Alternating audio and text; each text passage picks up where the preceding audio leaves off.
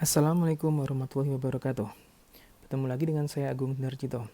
Pada video kali ini saya akan membahas mengenai akuntansi untuk subsidiary mutual health. Bedanya dengan mutual holding yang biasa adalah di dalam subsidiary mutual health di sini yang memiliki saling kepemilikan, saling memiliki itu adalah anak dan cucu atau anak satu dengan anak yang kedua. Kalau digambarkan misalnya di sini P, kemudian dia punya anak S, kemudian S punya anak T, T juga memiliki kepemilikan di S. Jadi ini yang punya mutual holding adalah subsidiary-nya. Karena kita melakukan akuntansi untuk subsidiary mutual health, maka yang kita gunakan nanti pendekatannya adalah pendekatan konvensional. Tidak diperkenankan untuk menggunakan pendekatan treasury. Kenapa? Karena di sini yang dibeli oleh T itu adalah sahamnya S, bukan sahamnya P. Jadi di sini tidak berlaku untuk treasury method. Sebagai ilustrasi di sini P punya 80% S dengan goodwill 25.000, S punya 70% T dengan goodwill 10%, dan T punya 10% S. Cost method. Okay. Kemudian ada spread income 2016, P-nya 112, S-nya 51, dan T-nya 40.000. Di dalam video ini saya tidak akan membahas detail mengenai jurnal eliminasi, karena jurnal eliminasi di sini kan sebenarnya sama dengan AKL yang pertama. Bedanya di sini ada tambahan untuk perusahaan yang ketiga. Jadi nanti kita mengeliminasi ekuitas S maupun ekuitas T-nya. Kita menghapus investment in T dan menghapus investment in S. Di sini saya akan fokus bagaimana kita bisa mengalokasikan berapa pendapatan yang berasal dari T dan berapa pendapatan yang berasal dari S, serta bagian hasil untuk NCA-nya. Kita lanjutkan di sini. Kalau kita membuat alokasi income menggunakan tabel, jadi kita bisa lihat di sini bahwa tadi P punya S 80%, dan S punya T adalah 70%, dan T punya S adalah 10%. Oke, maka income from S atau income dari S yang dialokasikan ke P itu adalah 80%. Sedangkan S akan mendapatkan 70% dari T. Jadi kalau sini 40.000 di sini nanti dialokasikan 70%-nya ke S, kemudian income from T ditambah dengan net income S nanti akan dialokasikan 80%-nya ke P. Ini hampir sama dengan indirect. Bedanya di sini antara S dan T ada saling kepemilikan. Sebelum kita mengalokasikan income from T-nya di sini, T-nya juga mendapat bagian 10% dari S. Jadi di sini kita akan menggunakan persamaan matematika untuk menyelesaikan saling kepemilikan antara S dan T. Untuk equation P-nya, P sama dengan 112.000 tambah 80%. Di sini jelas ya, karena di sini P tidak ada perusahaan yang memiliki P. Jadi nanti P di sini adalah 112 tambah 0,8 S. Ini akan menjadi consolidated income-nya. Oke, seperti kita ketahui bahwa di metode ekuitas nanti net income total P itu akan sama juga dengan consolidated income. Kemudian S di sini adalah 51.000 ditambah 0,7 T, dan T adalah 40.000 tambah 0,1 S. Kemudian consolidated income-nya adalah 1 P ya, karena tidak ada yang memiliki P. Kemudian NCA 0,3 T, ini adalah NCA-nya T, dan 10% di sini adalah NCA-nya S. Kemudian dapat angka dari sini, maka kita akan menyelesaikan. Yang pertama adalah kita selesaikan persamaan S dan T. Maka nanti S itu sama dengan 51.000 ditambah dengan 0,7 T-nya kita ganti dengan 40.000 ditambah 0,1 S. Nanti akan ketemu 51.000 ditambah 28.000 ditambah 0,07 S. Kemudian 1 S dikurangi 0,07 S ya, akan kita kurangkan, ketemu 0,93 S, sama dengan 51 tambah 28 adalah 79.000. Sehingga S-nya nanti akan ketemu 84.946. Kemudian Kita hitung T-nya adalah 40.000 ditambah dengan 0,1 dikalikan S-nya 84.946 akan ketemu 48.495. Kemudian baru kita akan bisa menghitung berapa P-nya. P-nya adalah tadi 112.000 ditambah 0,8 dikalikan S. S-nya 84.946. Nanti akan ketemu 179.957. Kemudian NCA expand S-nya adalah 0,1 kalikan 84.946. Kemudian NCA expand T-nya adalah 0,3 dikalikan dengan T-nya adalah 48.495. Nanti kalau kita jumlah ya, P ditambah ini CI ya, consolidated P ditambah dengan NCA expand S ditambah dengan NCA expand T itu harus sama dengan total separated income. Karena di sini tidak ada unrealized gain atau tidak ada excess. Kalau misalnya ada excess nanti dikurangi dengan excess amortization expense. Kemudian kalau ada unrealized dikurangi juga dengan unrealized expense. Di sini. Jadi di sini kalau Anda jumlah di sini akan ketemu 849 berapa ya di sini ya? 8495 ya, 8495. Kemudian di sini adalah 14.548. Anda jumlah ini nanti akan ketemu sebesar 112 di sini, 112 tambah 51 tambah 40 akan ketemu 203.000. Saya coba dulu 112 ditambah 51 tambah 40, saya pastikan ya 203.000. Oke, gampang ya. Sekarang bagaimana kalau misalnya ini kita di sini. Bagaimana kalau misalnya kita rubah nanti apabila ada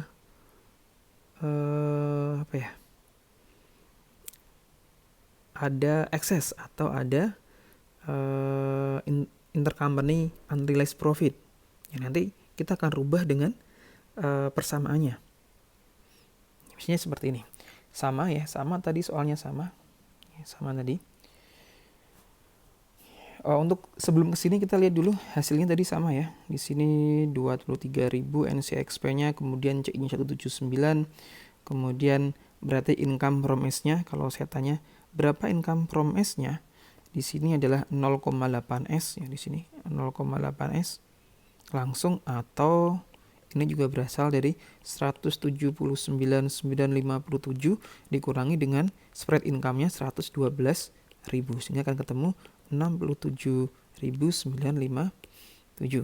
Kemudian income from T-nya adalah 0,7 T atau 33.946. Ya, 33.946.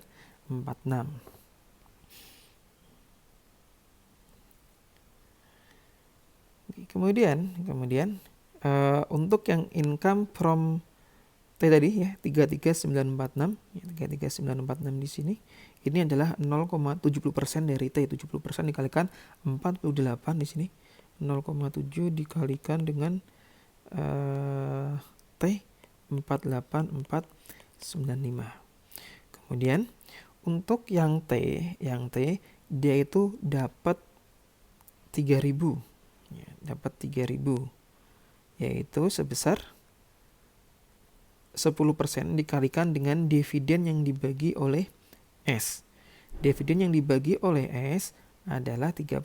Berarti 10% dikalikan dengan 30.000 ketemu 3.000.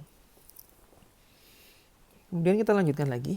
Jadi di sini sudah ada ya income from T, income from S. Nanti di di jurnalnya, di jurnal eliminasinya nanti akan ada dividen income. Maka nanti khusus yang income from T-nya nanti adalah income from T-nya mana, income from T tadi ketemu di sini ya. Income from T-nya mana? Di sini 3394, di sini 339046 ya. Saya cek lagi, saya takutnya salah ngitungnya. 0,7 dikalikan 48495. Oke, benar 33946 atau 33946,5 di sini. Kemudian kita kalau membuat jurnal eliminasi nanti income from T ada dividen income di debit sama kemudian di bagian kreditnya adalah investment in T dan NCA dan investment in T dan ada dividen T. Sehingga nanti total dari income from T itu sebenarnya hanya 30.946 karena di sini kita juga harus menghapus dividen income yang berasal dari S. Ya, dividen income T yang berasal dari S 3.000. Ini hampir sama dengan metode treasury ya. Treasury menggunakan metode ekuitas karena akan ada dividen income di sini. Namun juga Anda boleh tidak menjurnal yang menghapus dividen income. Ya. Kalau misalnya dia menggunakan metode ekuitas semuanya, maka nanti yang 3.000 di sini tidak usah di jurnal. Tapi nggak ada masalah ya. Di jurnal juga nggak ada masalah, tidak juga nggak ada masalah. Saya di sini akan fokus bagaimana kalau sekarang yang soalnya saya ganti bahwa di akuisisi P ke S ya, itu ada ekses tadi sebesar 25.000 namun dialokasikannya ke paten 10 tahun atau masing-masing tahun adalah 2.500.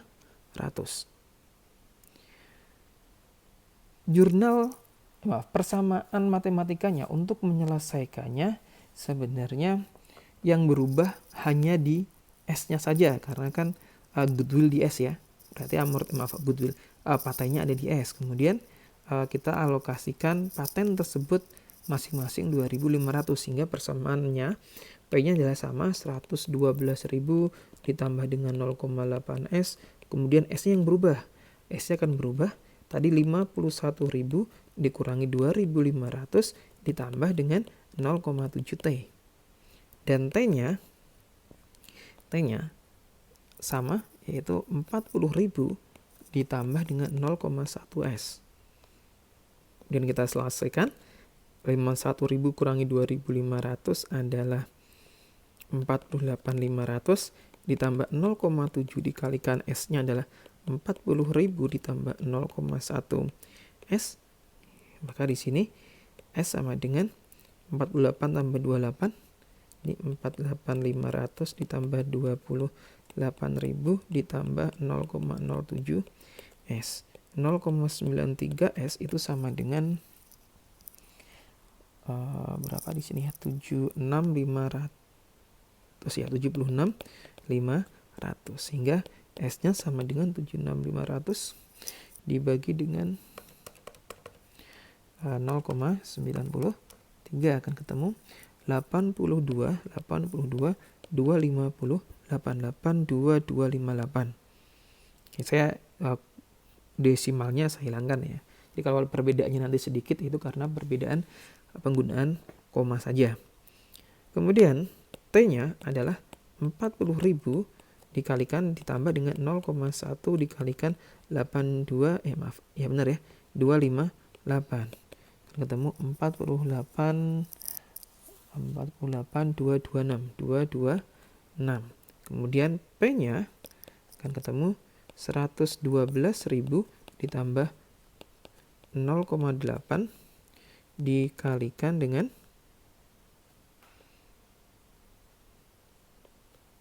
S 82258 akan ketemu sebesar 177.806. Kemudian kita hitung NCA expand S-nya adalah 0,1 S. Sehingga 0,1 dikalikan 82258 ketemunya 8.226 ya. Saya 5,8 ya. Saya bulatkan. Kemudian NCA expand T-nya adalah 0,3 T, maka akan ketemu 0,3 dikalikan T-nya tadi 48226, ketemunya 14.467. Kalau ditanya berapa income from S-nya? Income from S-nya berarti 0,8S ya. 0,8S atau langsung 177.806 dikurangi 112.000. Ini adalah net income spirited-nya. Maka akan ketemu 177.806 dikurangi 112.000. Ketemu 65806. 65806. Kemudian income from T-nya, ya berarti 0,7T atau 0,7 dikalikan T-nya tadi 48226, 33758, 33758. Kemudian kalau kita jumlah semuanya, karena consolidated income itu sama dengan P, sama dengan 177.806, kemudian kita tambah NCA expand S adalah 8226, kemudian NCA expand T adalah 14.467. Kemudian kita jumlah ya. 177.806 ditambah dengan 8226 ditambah dengan 14.467. Kan ketemu 499 ya, 200 500. Oke, ini sama juga total dari spread income tadi kan 203.000 dikurangi amortisasinya adalah sebesar 2.500 sehingga 200 500. Kita lihat sama ya. Sama, berarti hitungan kita ini sudah benar. Kalau di jumlah tidak sama berarti ada yang salah. Karena di sini sudah benar, maka sudah sama maka sudah benar, dan kita sudah bisa langsung membuat jurnal eliminasinya. Misalnya di sini jurnal eliminasi income from T, kemudian dividen T, investment in T, kan ketemu. Kemudian NCA expand T, kemudian dividen T pada NCA ending T, kemudian income from S, kemudian dividen S, investment in S, kemudian NCA expand S, dividen S, kemudian NCA ending S. Maka inilah jurnal-jurnal yang jurnal eliminasi yang kita bikin terkait dengan subsidiary mutually held. Yang lainnya sama nanti, penghapusan ekuitas S, ekuitas T, kemudian penghapusan investment in S, investment in T, kita hapus semuanya. Termasuk intern transaksi, ada amortisasi di sini, kemudian kalau ada upstream downstream juga sama, nanti kita akan merubah di persamaannya terlebih dahulu. Kemudian kita cek, nanti kalau udah kita bikin persamaan kita cek ya, antara consolidated income ditambah dengan NCA expand S, NCA expand T, kemudian harus sama juga dengan spread income dikurangi dengan adanya unrealized atau amortisasi expand, itu harus sama. Saya cukupkan, terima kasih, ketemu lagi di kesempatan berikutnya. Wassalamualaikum warahmatullahi wabarakatuh.